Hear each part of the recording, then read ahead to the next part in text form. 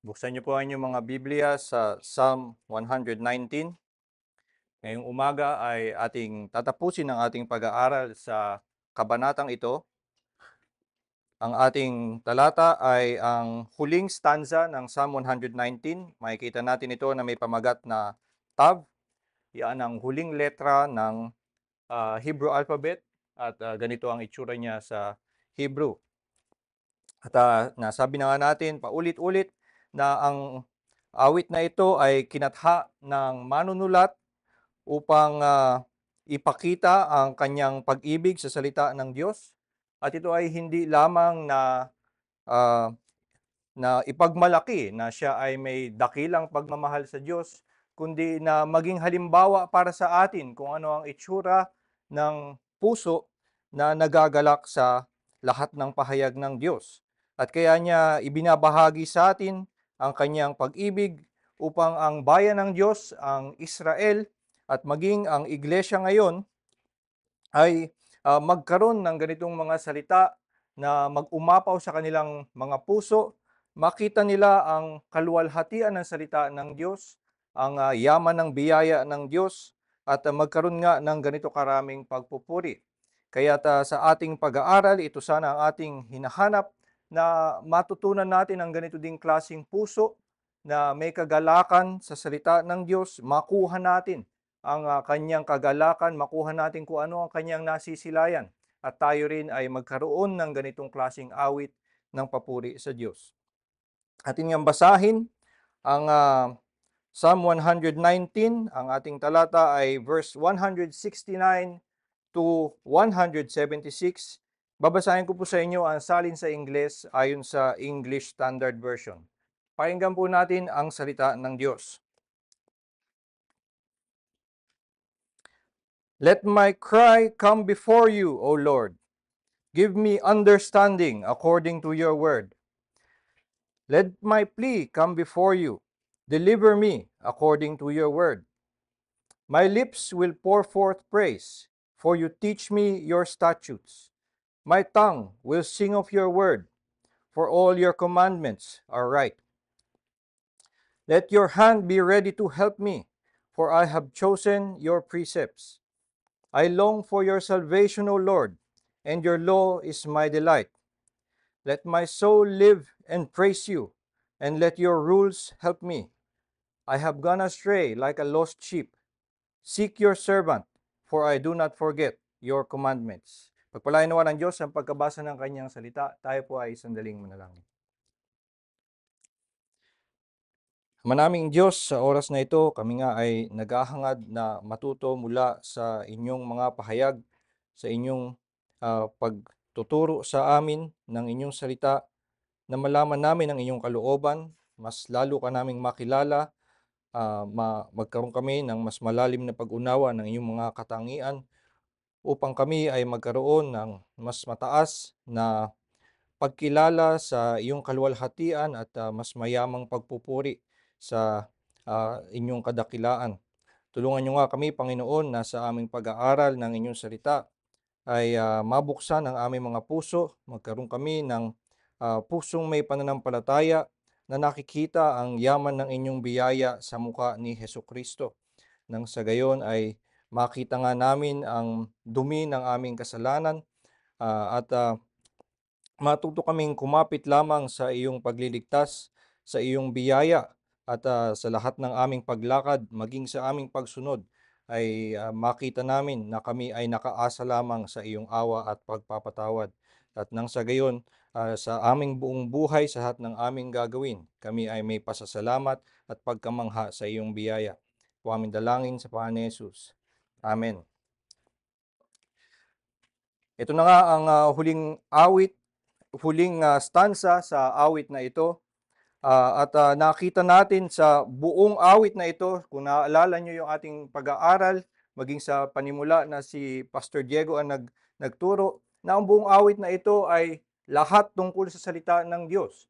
Ang bawat talata, hindi lamang ang tema ng kabanatang ito, kundi ang bawat talata ay may sinasabi patungkol sa salita ng Diyos. At maaari natin itong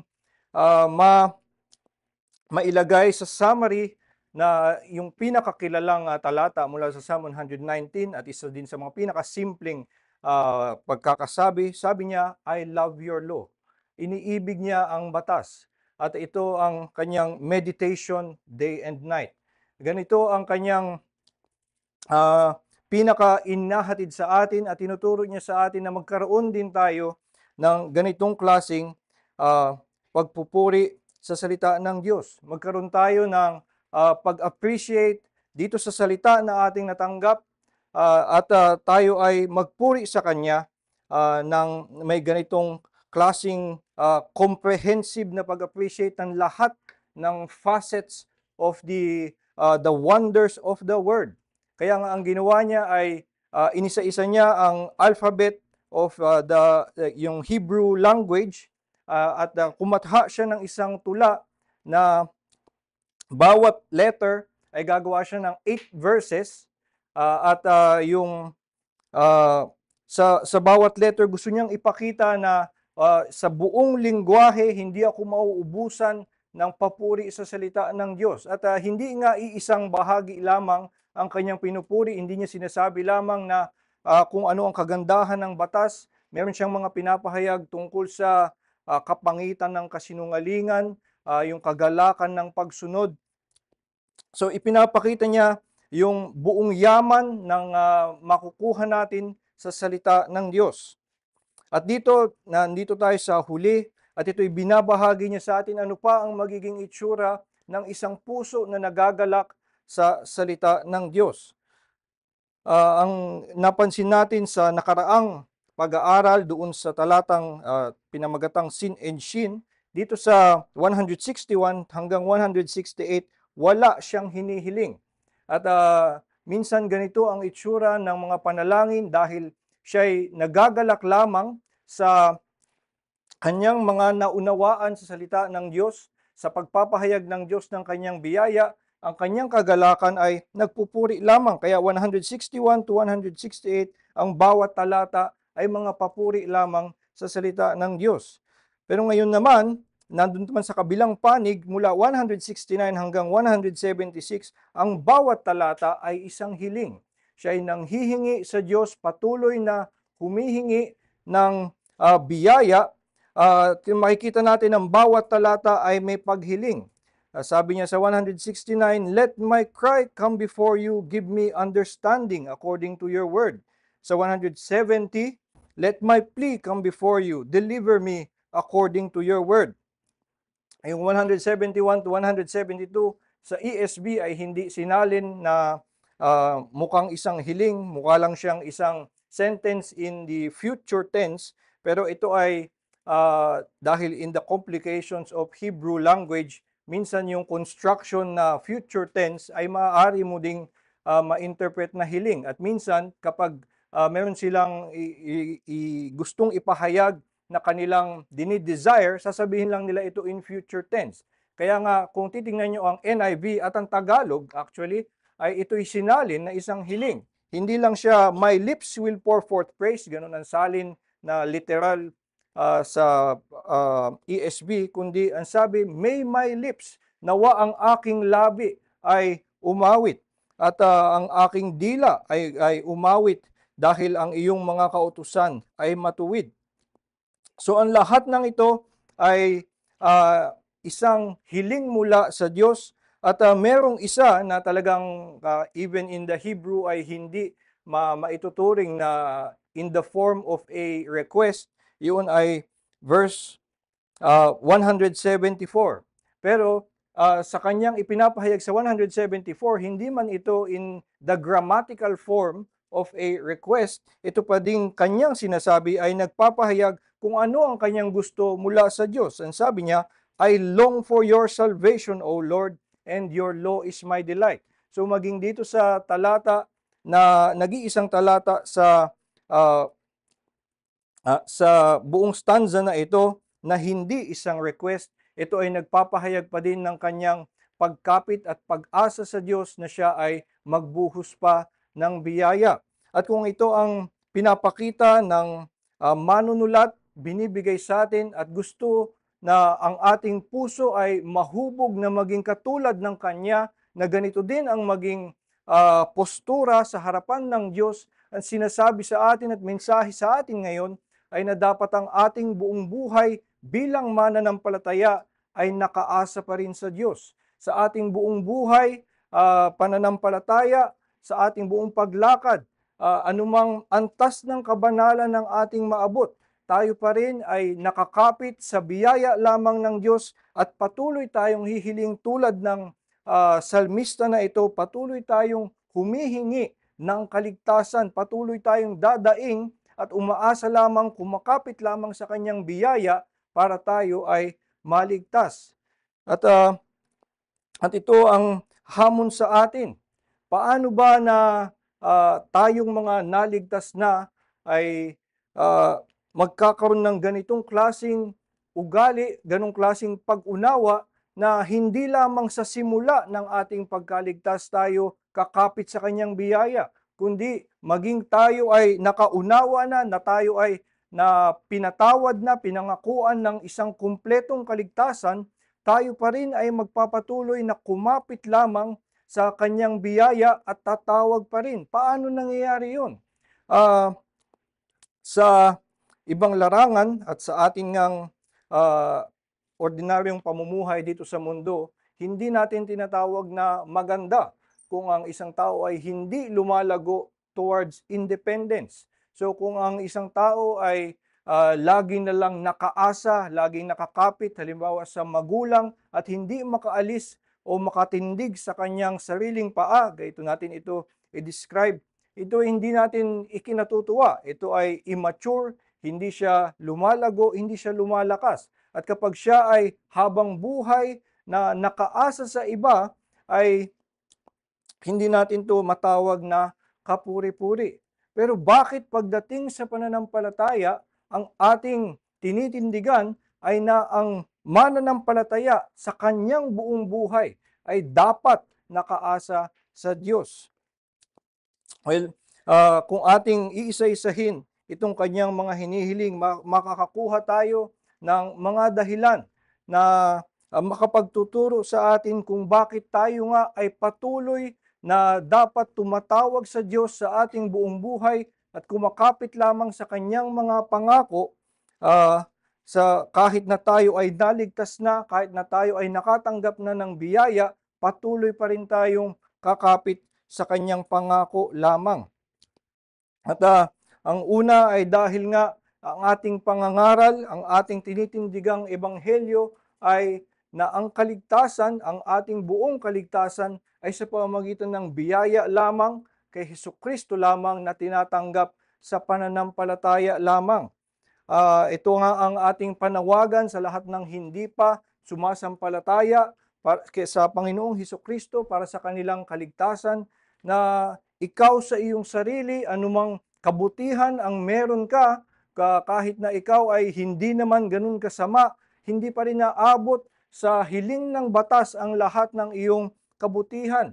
At kaya ang tanging pag-asa mo lang para ikaw ay maligtas, ikaw ay mapatawad, ay ang awa ng Diyos, ang biyaya ng Diyos sa pamamagitan ni Hesukristo, at ito'y tinatanggap sa pananampalataya lamang. Kaya't panawagan namin sa lahat ng mga nakakapakinig na hindi pa sumasampalataya kay Kristo, tumitindig pa rin sa kanilang sariling paa sa harap ng batas, ang tanging paraan lamang para ikaw ay maligtas ay sa pamamagitan ni Hesukristo. Dahil ang lahat ng iyong kabutihan ay hindi aabot sa sukat na hinihiling ng batas ng Diyos, at kailangan na ang katuwiran ni Hesukristo, ang kanyang buong pagsunod sa batas, yun ang sasagot sa hiling ng Diyos na pagsunod, at yun ang tanging paraan para ikaw ay mabihisan ng katuwiran ni Hesukristo, na ito'y tanggapin mo lamang sa pamamagitan ng pananampalataya. At mainam na iyong maging daing tulad dito sa verse 170, deliver me according to your word. Magkaroon ka ng ganito din na panalangin, kung ikaw ay hindi pa sumasampalataya, iligtas mo ako. At ganito lang ito kasimple, na makilala mo na ikaw ay nasa isang kalunos-lunos na kalagayan, makita mo na ayon sa batas nga ay ikaw ay makasalanan, kaya't kailangan mong humingi ng tulong, humingi ng awa doon sa Diyos, at ang tanging paraan ay na siya ang magligtas. At ang kanyang hiling pa ay, "Deliver me according to your word." Ayon lamang sa iyong salita, sa iyong pangako, at hindi naaayon sa aking sariling kabutihan, hindi naaayon sa aking anumang aking nagawa. Ayon sa ipinangako mo, ito lang ang aking kinakapitan, ah, ito ang ito ang aking inaasahan na ako ay maligtas. Ito ang ating pinapangaral sa mga hindi pa sumasampalataya, pero ang hamon nga sa atin ngayon, maging sa atin na mga mananampalataya, dapat meron tayong pagkilala na tayo ay patuloy na mananalangin pa rin ito. Ang awit nga na ito ay hindi itinuturo, hindi yun ang primary aim, na ito ay ibigay sa mga hindi mananampalataya at tulungan sila na tumawag sa Diyos, at tulungan sila kung ano ang kanilang sasabihin para sila ay maligtas, kundi ito ay ang awit na ito ay tinuturo sa mga naligtas na, sa mga anak ng Diyos, at ito ang salitang itinuturo sa atin para magbigay ng kaluwalhatian sa Kanya. At ang pamamaraan na itinuturo sa atin sa awit na ito ay na tayo ay patuloy natatawag lamang sa kanyang pagliligtas. Kaya maging tayo na mga naligtas na, ganito pa rin uh, ang ating panalangin, tayo pa rin ay dumadaing sa kanya sa ating buong buhay. Let my cry come before you. Let my plea come before you. Deliver me according to your word. Ito nga ang sabi din ni Pablo sa Galatians chapter 2, sa nung kanyang sinabi na siya ay iniligtas na at namatay na kay Hesukristo. "I have been crucified with Christ." At sinasabi niya na siya ngayon ayon sa batas ay patay na, dahil yung hiling ng batas, ang wages of sin is death. At dahil sa kanyang pananampalataya kay Hesukristo, siya ay ibinilang na namatay kasama ni Kristo doon sa krus. So I have been crucified with Christ. Ito sinasabi niya pagkatapos ay na, "The life I now live in the flesh, I live by faith in the Son of God."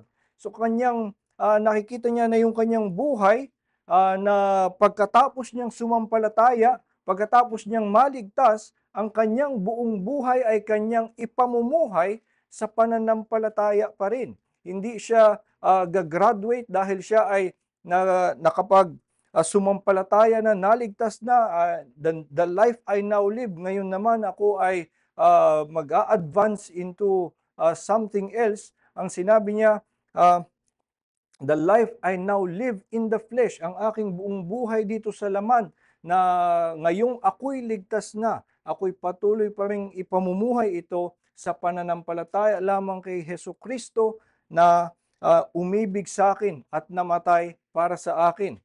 Dinadagdag pa niya, "I do not nullify the grace of God, for if justification is through the law, then Christ died for nothing."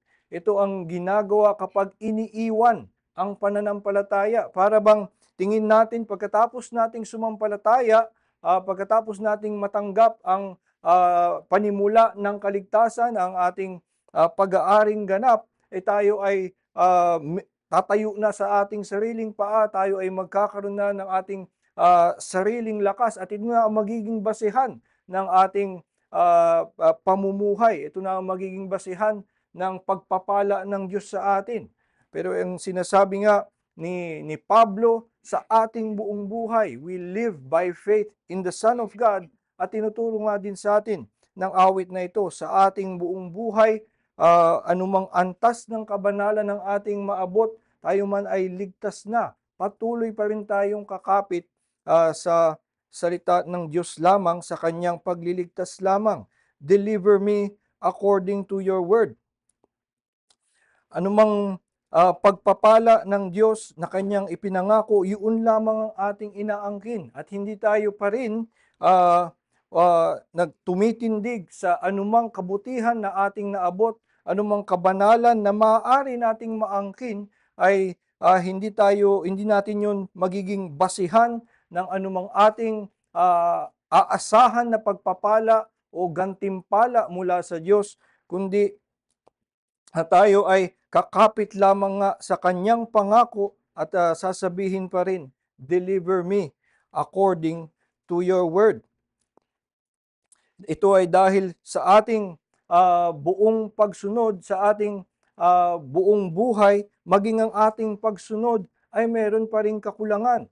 Ang lahat ng ating magagawa ay meron pa ring dungis ng kasalanan.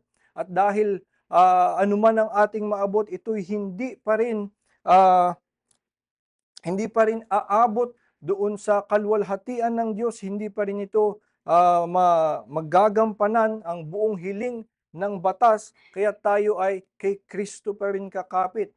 Kaya nga ayon dun sa inaawit natin na Rock of Ages, "Nothing in my hand I bring, simply to the cross I cling." At tayo ay pupunta sa Kanya, naked, come to thee for dress, yung helpless, come to thee for grace. So ganito tayo na lumalapit sa Kanya, wala tayong inaangkin na maibibigay sa Kanya para tayo ay Kanyang paboran at tayo ay Kanyang kalugdan. Habang buhay natin, hindi ito sa ating simula lamang na ng kaligtasan, tayo ay kakapit sa Kanya sa pananampalataya, maging sa pagtuloy ng ating buhay, tayo man ay lumago at magkaroon ng maaangkin nating ating mga kabutihan, tayo pa rin ay patuloy na kumakapit kay Jesucristo lamang. Dahil anuman ang ating magawa, hindi nito mapapalitan ang katwiran ni Jesucristo. Yung ibinihis sa atin na katwiran ni Jesucristo, ah, yung buong pagsunod ni Jesus sa batas. At ito nga ibinibilang na nagampanan natin. At so kung ano man ang magawa natin pagkatapos na tayo ay napatawad, hindi naman natin dapat isipin na ito'y aabot sa at maikukumpara doon sa katwiran na ibinihis sa atin. Yun ay katwiran ni Jesucristo. Kaya't hanggang sa ating buong buhay, ang ating pinanghahawakan ay ang katwiran ni Jesucristo lamang. The life we now live in the flesh, we live by faith in the Son of God.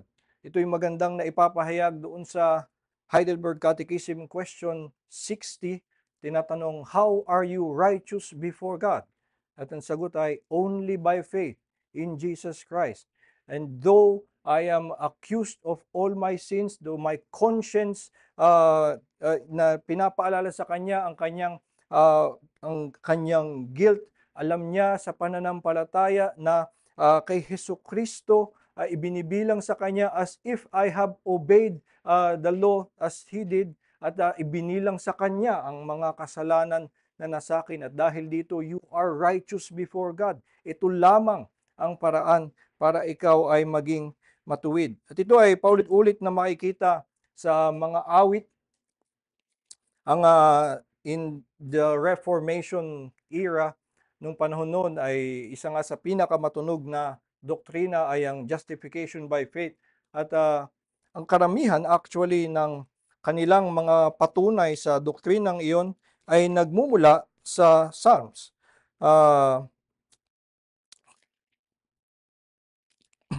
Ang kanilang pinaggagalingan ng doktrina, ang kanilang patunay na mga teksto ay ginagamit nila ay mula sa mga awit. Dahil sa awit, maging dito sa lumang tipan ay may pagpapahayag na ng doktrina ng justification by faith. Itong Psalm 103, itong isa sa mga pinaka-classic na ginagamit, "Bless the Lord, O my soul, and forget not all His benefits, who forgives all your iniquity, who heals all your diseases, who redeems your life from the pit, and crowns you with steadfast love and mercy, who satisfies you with good, so that your youth is renewed like the eagles." Ito ang meron tayong dapat na tinatandaan ng ating pagiging pinagpala sa harap ng Diyos. Ang binibilang ng mga salmista sa kanilang pagninilay-nilay kung ano ang kalagayan ng isang pinagpala, ang kanilang sinasabi ay na siya'y napatawad ng Diyos sa kanyang mga kasalanan. At ito ang kanyang ikinakagalak. Maliban dito na tayo ay tumitindig na ang ating buong kaligtasan ay sa pamamagitan ng biyaya lamang, kaya tayo patuloy pa ring nakaasa sa salita ng Diyos ay dahil tayo ay umaasa at naniniwala na meron pa ring kagalakan na ipinangako. Dahil marami pang kagalakan, marami pang ah, ah, pagpapala na ipinangako ang Diyos na ibinaon kay Hesukristo, at ito'y nasa atin para ating makuha. Handa na kay Hesukristo na ito'y ating makamtan. Tayo ay lumalapit sa Kanya at umaasa lamang sa Kanya na itungang mga pagpapalang ito ay maipagkaloob sa atin. Itong makikita natin sa 171 to 172. Sabi niya, my lips will pour forth praise, for you teach me your statutes. My tongue will sing of your word, for all your commandments are right. At siya'y, sabi ko nga, ito ay maaring isalin at tamang isalin na isang hiling, na siya'y humihiling na ang kanyang mga labi, ang kanyang dila ay magkaroon ng pag-aawit para sa salita ng Diyos. At kung isipin natin kung anong ibig sabihin na siya ay humihiling na magkaroon ng pag-aawit, kanyang inaasahan na darating pang magkakaroon siya ng higit pang kagalakan, higit pang mga nararanasang pagpapala, kaya siya'y magkakaroon pa ng mga bagong awit. Kaya siya'y nag-aangkin at dumadalangin dito sa 171 to 172 na ako'y magkakaroon pa ng pag-awit. Ako'y magkakaroon pa ng pag-awit tungkol sa iyong salita, dahil nga siya ay tumitingin pa sa hinaharap at alam niyang meron pang mga pagpapalang ibubuhos sa kanya. Kaya ito ang ating dahilan para tayo ay lumapit sa Diyos at patuloy na manalangin sa araw-araw ng ating buhay, patuloy na umasa sa Kanya, sa Kanyang pagliligtas, at ito ay ang na dahil inaasahan pa natin ang katuparan ng Kanyang mga pangako at gusto nating maranasan itong kaligayahan na ipinangako niya sa atin. Ito nga ang isa pang pag-unawa natin doon sa Kanyang dalangin na deliver me according to your word. Bakit nga ba nananalangin pa ang isang taong ligtas na? Bakit tayo mananalangin pa pag tayo ligtas na tayo ay iligtas pa? Bakit ganoon? Ito ay dahil meron pang kaganapan, meron pang katuparan na mangyayari ang ating kaligtasan. Na nakatikim tayo ngayon ng panimula ng ating kaligtasan, ipinangako sa atin. Ang ginagamit ng mga teologo ay na ibinigay na sa atin yung titulo ng pamana. Ito yung meron na tayong titulo ng ibibigay sa ating pamana, at atin ngayong hinihintay na makamtan ito. Kaya ito ang isang pag-unawa doon sa panalangin na deliver me, na gusto kong maranasan ang kaligtasan mo. Kaya nga sabi niya sa 174, I long for your salvation. Ako'y nasasabik para sa iyong kaligtasan. Gusto niyang marating na yung kaganapan ng pagliligtas ng Diyos, dahil alam niya na meron pang karagdagang kagalakan, meron pang kaluwalhatian na itinabi para sa kanya, at siya ay may pag-asa, may pagnanasa na ito nga ay kanyang matanggap. At isa dito na magandang panalangin nga natin na sa ating pagnanasa ng karagdagan pang kagalakan sa ating kaligtasan ay itong verse 169. Sabi niya, give me understanding according to your word. Itong karagdagan na pag-unawa sa kaluwalhatian ng Diyos, karagdagan na pag-unawa sa pag-ibig ng Diyos sa atin, ito'y magdadagdag ng ating kagalakan.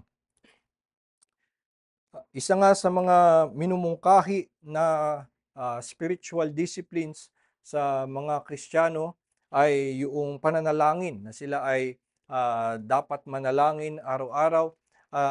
Ang kinakalabasan nito kadalasan ay na sila'y gagawin ang pananalangin na para bang isang chore, na isang homework na kailangan nilang pagdaanan. Kaya paggising nila ay kailangan ko manalangin. At ang kinakalabasan din ay ah, yung hindi nila nagagawa, nagkakaroon sila ng guilt kapag ito ay kapag hindi nila nagawa isang araw o nagpatuloy o hindi sila ganun ka nakapag-focus, hindi nila naramdaman yung kasiyahan. Isang magandang insight na napulot ko mula kay George Mueller, isang mangangaral sa Germany. Ang sabi niya, ang mas mainam na paraan na pagsisimula ng iyong araw, sabi niya, my first order of business in the day is to be happy in the Lord. Yun ang dapat nating unang sikapin, hindi na magampanan natin itong ating tungkulin, magsimula tayo sa ating uh, panalangin, kundi tayo ay magkaroon ng magising ang ating pag-unawa sa kagalakan. At kaya sabi niya, dahil ito ang aking unang kailangan gawin, to be happy in the Lord, ako'y magsisimula hindi sa panalangin, kundi hindi sa homework ng panalangin, kundi sa pakikipisan sa Diyos sa kanyang salita. Magsisimula siya sa pag-alala ng mga pagpapala, mga pangako ng Diyos, nagsisimula siya na muling mabalikan ang lahat ng pagpapakilala ng Diyos ng kanyang pag-ibig upang magkaroon siya ng bagong sigla, magkaroon siya ng bagong kaligayahan. At kapag napuno na uli ang kanyang puso ng ganitong kagalakan, ay natural na at napakadali na makapanalangin. At ito ngayon ang dinadalangin sa 169. Gusto niya ng pag-unawa. Siya'y umaasa sa Diyos na magkaroon pa ng pag-unawa. At isang sigurong kilala nating talata na madalas mabasa sa atin ay yung sinabi ni Pablo sa Ephesians chapter 3, verse 20. Ang kanyang panalangin na magkaroon ng kalakasan ang lahat, na ating maunawaan ang luwang, haba, taas at lalim ng pag-ibig ng Diyos para sa atin. At ito nga ang dahil napakaluwalhati ng pagliligtas ng Diyos sa atin, napakadakila ng kanyang biyaya, sabi sa Ephesians chapter 2 na nagdi-describe ng ating graciousness of our salvation, ay tayo daw, when we were dead in our trespasses, verse 5, He made us alive together with Christ. By grace, you have been saved. At ito ang ating ang pinangahawakan ng ating kaligtasan mula sa ating pagkamakasalanan ay sa biyaya ng Diyos lamang. Pero pagdating pa sa verse 6 to 7, makikita natin kung anong yaman ng pagliligtas ito. Hindi lamang kapatawaran sa ating mga kasalanan, kundi sabi niya sa verse 6, and raised us up with Him, and seated us with Him in the heavenly places in Christ Jesus, so that in the coming ages He might show the immeasurable riches of His grace in kindness toward us in Christ Jesus. So itong pagliligtas sa atin ay para sa layunin niya na magpakita pa ng mas marami pang yaman ng kanyang biyaya. Nilagay pa niya na nilagay daw tayo itinabi kay Hesukristo para meron tayong front row seat, kumbaga, na panoorin at masilayan anong luwalhati ng biyaya ng Diyos sa atin. Doon mismo tayo daw sa tabi ni Jesus, seated us with Christ in the high places para ating makita in the coming ages, sa haba ng panahon, sa walang hanggan, ay bubuhusan tayo ng Diyos ng pagpapakilala ng kanyang pag-ibig sa atin. At kaya tayo ngayon ay meron pa ring pagdaing, meron tayong patuloy na pananalangin at pagtawag sa Diyos, dahil alam natin at tayo umaasa sa kanyang pangako na napakayaman pa nga ng biyaya niya sa atin. Napakarami pa niyang pagpapala na ibibigay sa atin. Kaya tayo patuloy pa na tumatawag sa Kanya, "Give me understanding." Gusto kong makita ito. Gusto kong maunawaan itong pag-ibig mo sa akin at magkaroon ako ng karagdagang kagalakan. At kapag siya nga ay napuno ng kagalakan, matutupad yung kanyang sinasabi sa 171 to 172, "My lips will pour forth praise, for you teach me your statutes. My tongue will sing of your word, for all your commandments are right." Ito ay nagmumula sa pagnanasa sa karagdagan pang pagpapala ng Diyos dahil siya ay may pananampalataya na marami pang yaman ang ipagkakaloob sa kanya, kaya't siya ay patuloy na dumadalangin, patuloy na umaasa, at alam niya na marami pa siyang kagalakan at pagpupuri na mabibigay sa Diyos dahil nga napakarami pang pagpapala na ibibigay sa kanya. At ito nga ang dahilan kaya tayo naligtas na, meron na tayong natanggap na kaligtasan, nakuha na natin yung titulo, pero tayo patuloy pa rin natatawag sa Kanya buong buhay dahil tayo'y naghihintay pa ng kaganapan nitong kaligtasan at ng Kanyang mga pangako sa atin. Kaya tayo'y patuloy na tatawag, "Deliver me according to your word. I long for your salvation, O Lord." At maliban dito, maliban pa sa ating paghahangad na magkaroon pa ng karagdagang kagalakan dahil tayo din nga ay naligtas at nagkaroon ng puso na may kagalakan sa batas ng Diyos at meron tayong pananampalataya na ang kanyang mga kautusan ay mabuti, na ito ang tunay na kagalakan, ay meron tayong paghahangad na magkaroon tayo ng pagsunod. Kaya ito ang kanyang huling panalangin mula 173 hanggang sa huli. Ang kanyang hinihiling at kaya dahilan na siya ay patuloy na tumawag sa Diyos pagkatapos na siya ay maligtas dahil alam niya na meron pang kagalakan at ang kagalakan na iyon ay matatagpuan sa pagsunod sa kanyang mga kautusan. At sabi niya, "Let your hand be ready to help me, for I have chosen your precepts." So ito ay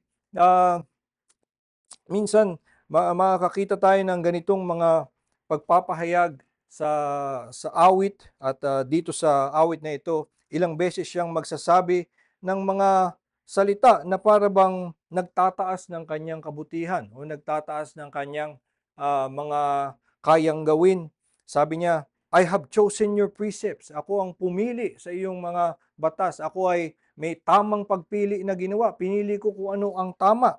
At sinabi niya sa 174, "Your law is my delight."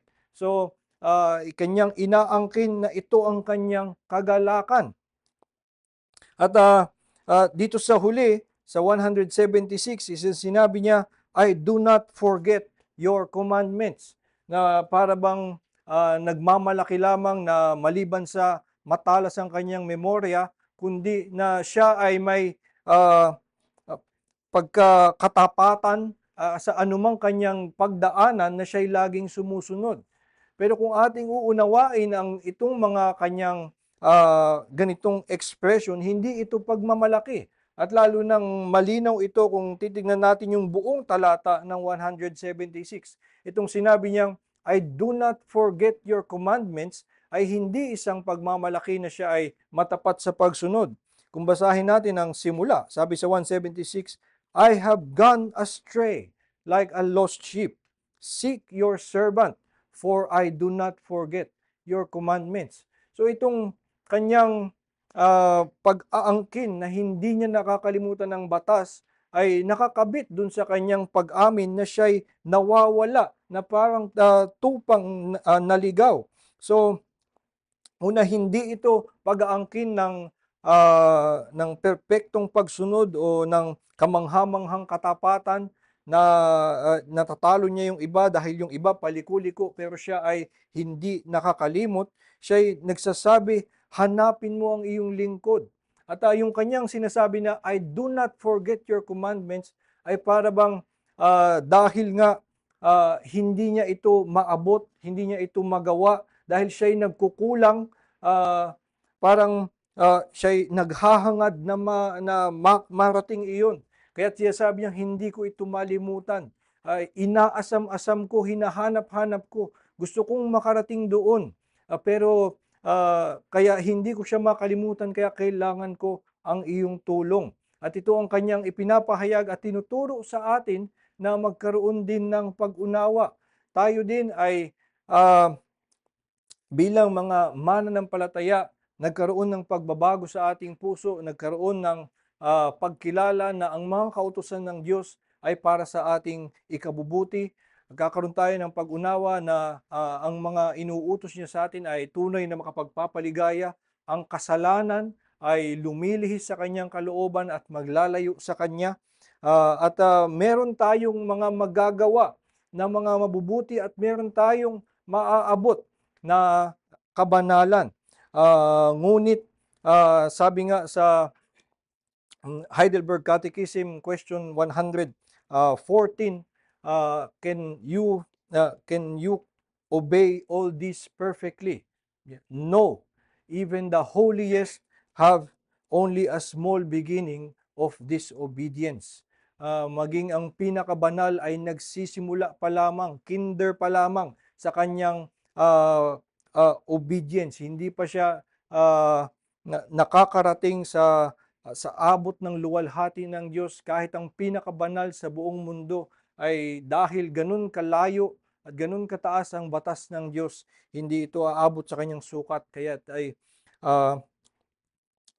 we only have a small beginning of our obedience, of this obedience. Kaya tayo ay patuloy na humihingi sa Kanya ng tulong dahil tayo ay naghahangad na magkaroon pa ng pagsunod.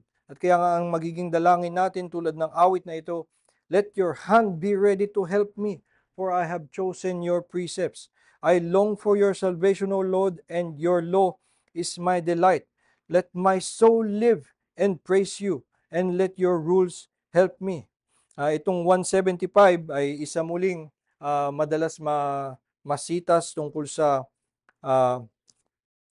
justification by faith at salvation by grace, kung paanong dito ang order ng pagliligtas ng Diyos ay hinihiling niya, kailangan ko munang maligtas, mabigyan ng buhay, at saka ako makakapagpuri. So ang kanyang dalangin, let my soul live and praise you.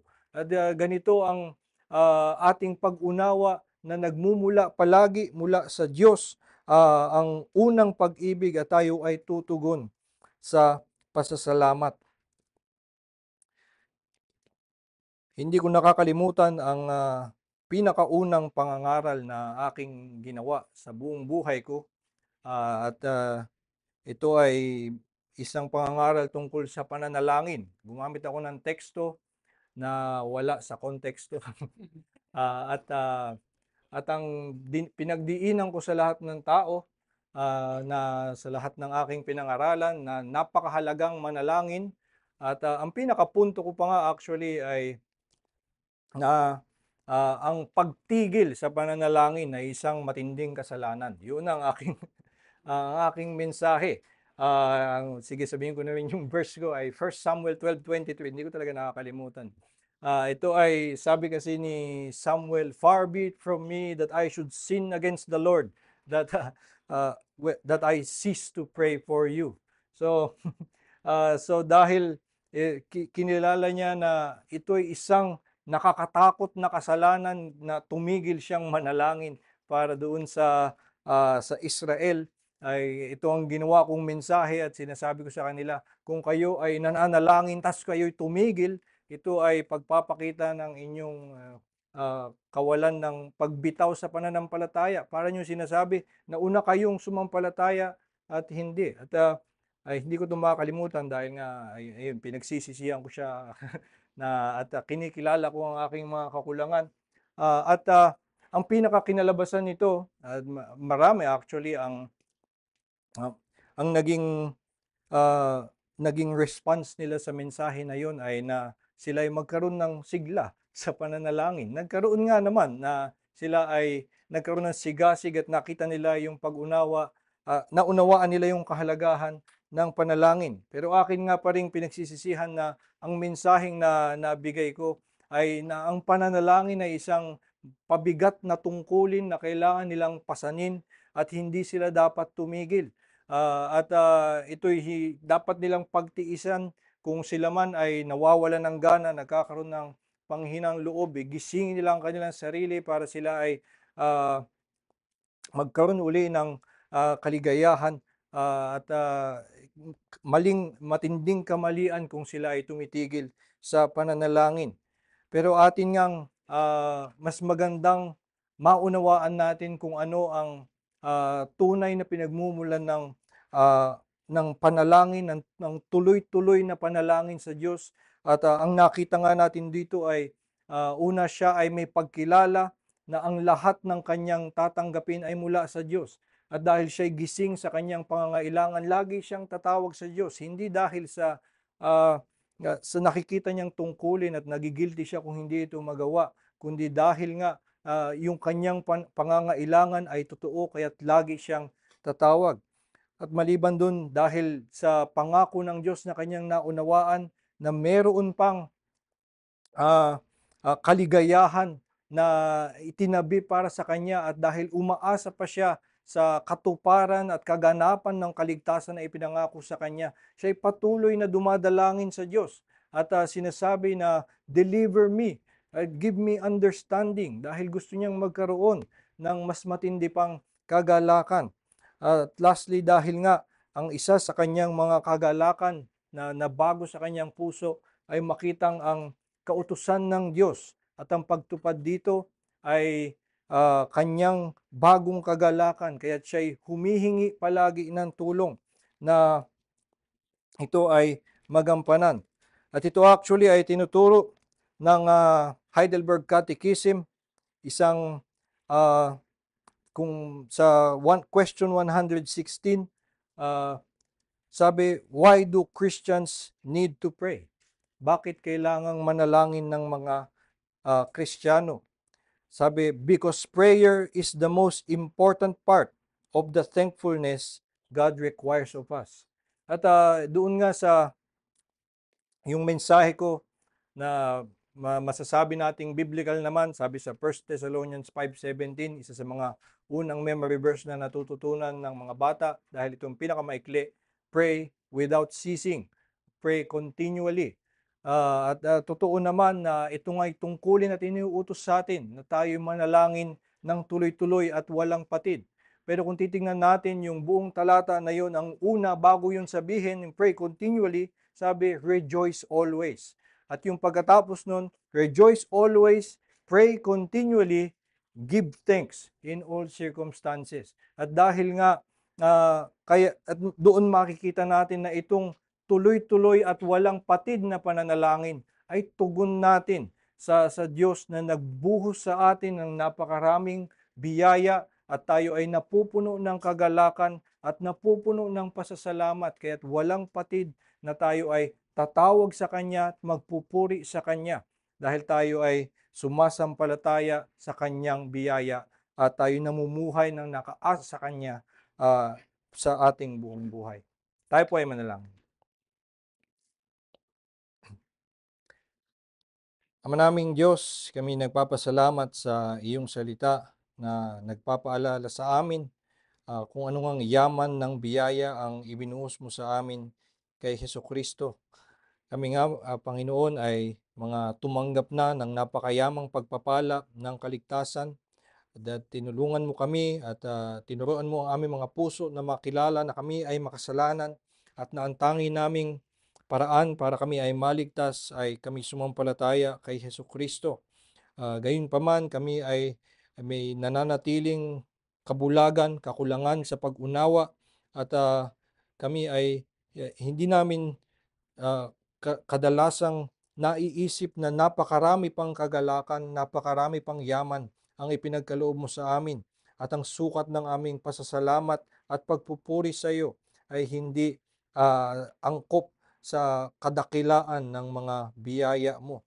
Salamat nga, Panginoon, sa awit na ito na nagtuturo sa amin na napakarami pang ang dahilan na kami ay tumawag sa iyo, na sa aming buong buhay ay kakapit lamang kami sa iyo sapagkat sa iyong biyaya, sa yaman ng iyong pagpapala sa amin ay napakarami pa ang gaganapin mo sa napangako sa amin, ang aming kalwalhatian, ang walang hanggang buhay, ang pag-alis sa lahat ng kasalanan at na makapiling ka namin at magpuri kami sa kalangitan ng walang hanggan. At itong napakaluwalhati mong pagpapala sa amin na amin pang hinihintay ay nawa magbigay sa aming puso ng pagnanasa at ng sigla nang sa araw-araw ay kami laging tumingala sa iyo, lagi kaming tumingin sa iyo at umasa sa ano pang pagpapala ang ipagkakaloob mo sa amin. Nang sa gayon kami lalakad ng may napakalalim na pagkamangha at patuloy na pagpapasalamat sa lahat ng iyong biyaya. Po aming dalangin sa Panginoon Jesus. Amen.